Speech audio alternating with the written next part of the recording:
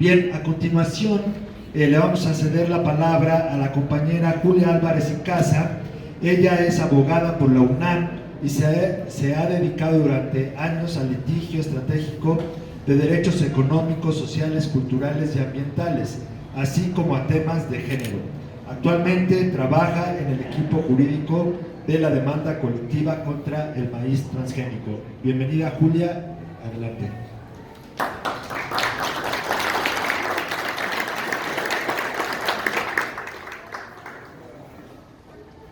Hola, ¿qué tal? ¿Ahí me escuchan? Hola, ¿qué tal? Buenos días a todos y a todas.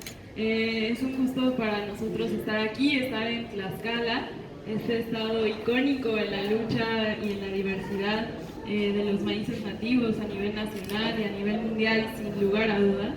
Y también la cuna de grandes compañeros de esta batalla, de Ana Lilia Rivera y del grupo Vicente Guerrero y de tantos otros compañeros que también están allá atrás y que trajeron esa maravillosa diversidad de maíces a las afueras.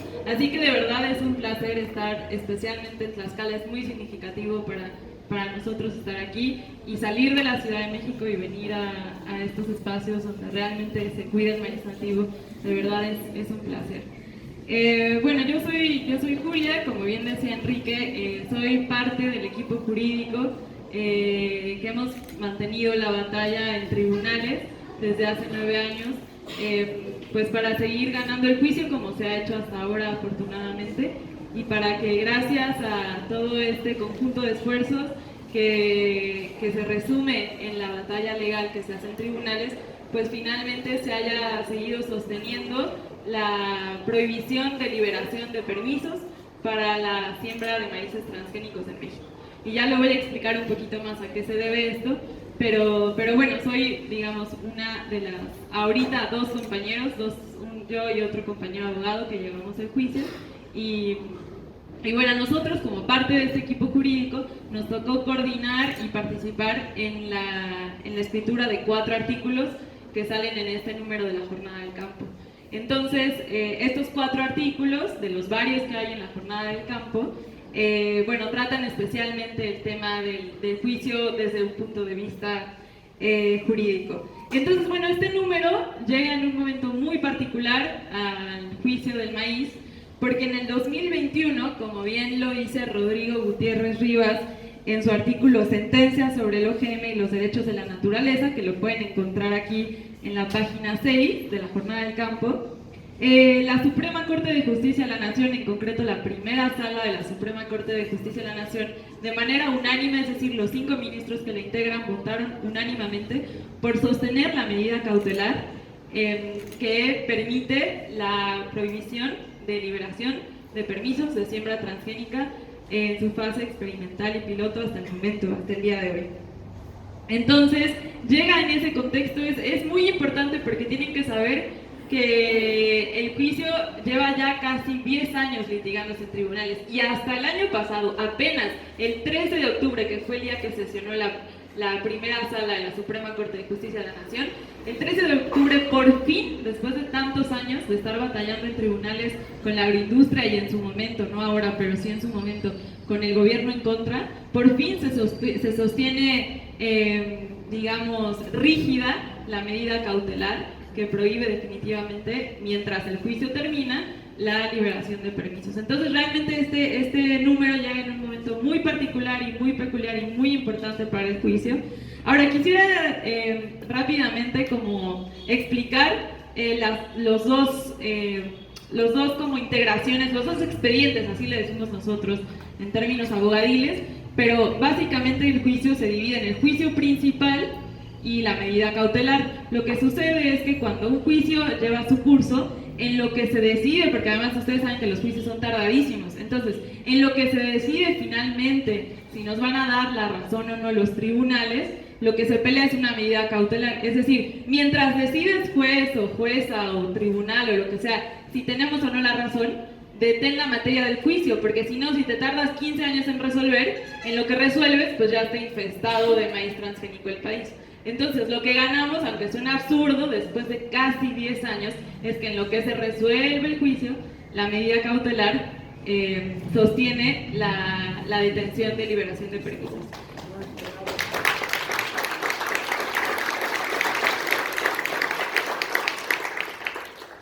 Bueno, además es un poco más absurdo aún, porque ya se los voy a decir un poco más adelante, pero es probable, en este juicio, digamos, se empataron los tiempos, es probable que este año también se resuelva definitivamente el juicio principal. Entonces, bueno, en realidad fueron muy cercanamente la resolución de la medida cautelar y la resolución del juicio, pero esto no es ninguna casualidad. Lo que sucedió es que todo este equipo hemos litigado de tal forma que quien lo resolvió fue la Suprema Corte de Justicia de la Nación. Entonces es muy difícil que un juzgado, un tribunal de primera instancia, pues contradiga a la Suprema Corte, aunque puede suceder, ¿no?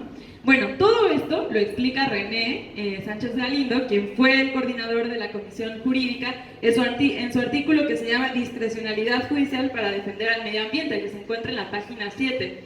Él habla justamente de este momento de la resolución de la Suprema Corte, porque lo que la agroindustria que decía, teníamos 4 amparos en contra de todas las empresas que se juntan, nos hacen bolita y que tienen unos despachos con un buffet de abogados. Nosotros somos 2. Ellos tienen un buffet de abogados de 20 ahí en Reforma y les pagan un dineral, y bueno, todos ellos se juntan, hacen lobby, se ponen de acuerdo y todos ellos nos atacan, digamos, en términos jurídicos. Y además antes, no solo eso, sino que antes se ponían de acuerdo con lo que era la Zagarpa y la Semarnat, y litigaban todos ellos en conjunto. Y lo sabíamos porque los escritos que presentaban en los juzgados eran iguales, tenían exactamente la misma argumentación. Entonces, todos ellos se juntaron, finalmente llegó a la Corte, y lo que explica René en el artículo que les digo, Discrecionalidad Judicial para defender al medio ambiente, que está en la página 7 y se los recomiendo mucho, es que los tribunales pueden ejercer cualquier medida judicial para proteger derechos. ¿Y qué fue lo que decidió el Poder Judicial en nuestro caso, en el caso del maíz? Lo que dijo es, cada mes las instancias responsables de verificar si hay o no solicitud de permisos para liberar maíces transgénicos al medio ambiente y las instancias gubernamentales dedicadas a saber cuántos permisos se han solicitado, etcétera, y tienen que rendirle un informe al juzgado para informarnos realmente si se está cumpliendo la prohibición de liberación de maíces, de permisos de maíces. Entonces, estas empresas, en su último intento desesperado por decir qué podemos hacer para tumbar la medida, entonces lo que hicieron fue tumbar la discreción que tenía el tribunal de primera instancia para otorgar esta medida. Bueno, se los recomiendo si quieren ir más profundamente. De repente es un tema un poco jurídico, pero en realidad es muy interesante, y René lo explica muy bien, muy sencillito en la página 7. Y por casi llegando al final, para hablar un poco más del juicio principal y para que ustedes entiendan cuáles son los principales argumentos que nosotros sostenemos en la demanda civil, que es una acción colectiva, por cierto, les recomiendo el artículo Razón y Justicia Colectiva, que es un artículo de mi autoría, junto con también René, en donde explicamos uno a uno cuáles son los argumentos que hemos sostenido en la demanda inicial y a lo largo de todo el juicio, para asegurar que no hay que permitir la liberación de permisos de maíz transgénico en México.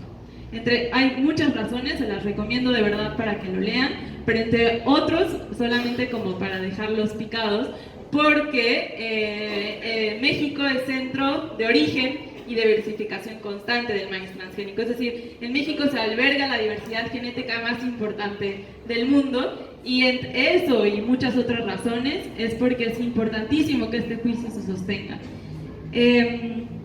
Ya para llegar casi al final, les tengo que decir que ha sido una odisea la batalla judicial en todos los términos, pero en concreto lo que a mí me corresponde desde